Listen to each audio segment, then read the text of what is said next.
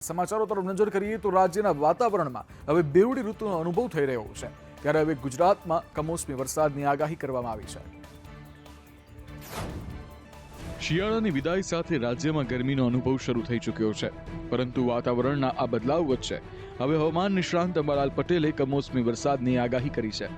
24 થી 28 ફેબ્રુઆરી દરમિયાન ઉત્તર ગુજરાત સહિતના વિસ્તારોમાં વરસાદની આગાહી કરી સાથે જ માર્ચ મહિનાની શરૂઆતમાં 7 થી 10 માર્ચ દરમિયાન છૂટાછવાયા વિસ્તારોમાં કમોસમી વરસાદની આગાહી કરી છે, તો માર્ચ મહિનાથી રાજ્યમાં ગરમીની શરૂઆત થશે।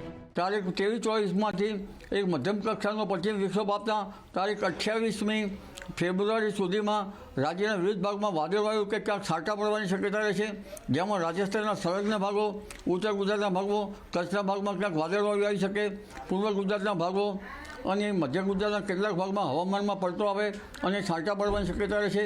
ઉત્તર સૌરાષ્ટ્રના ભાગમાં પણ હવામાનમાં પલટો આવશે અને દક્ષિણ ગુજરાતના ભાગમાં પણ હવામાન પલટો આવશે। વાદળો તો રાજ્યના મહદ ભાગમાં જણાશે, પરંતુ લગભગ ઉત્તર ગુજરાત અને પૂર્વ ગુજરાતના હવામાનમાં મોટા અને મધ્ય ગુજરાતના હવામાનમાં પલટા આવી શકવાની શક્યતા વધારે રહે છે। રાજકોટમાં સમૂહલગ્નના નામે છેતરપિંડીનો કિસ્સો પ્રકાશમાં આવ્યો હતો, જેમાં પોલીસે ગુનો નોંધી 3 ફરાર આયોજકોની અટકાયત કરી છે। રાજકોટમાં સર્વજ્ઞ